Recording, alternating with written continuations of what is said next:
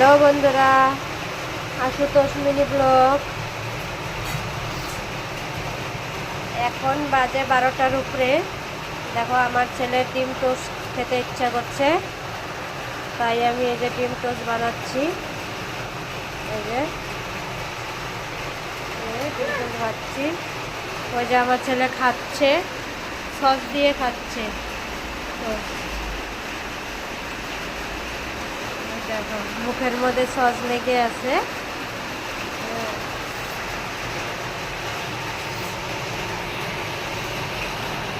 ডিম টোস্ট খেতে ইচ্ছা করছে, বলতেছে আমার ডিম টোস্ট লাগবেই।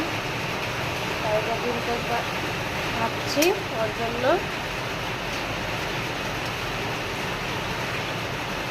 যখন যেটা খেতে ইচ্ছা করবে তখন সেটাই লাগবে। তোমরা কে কে খাবে ডিম টোস্ট চলে এসো।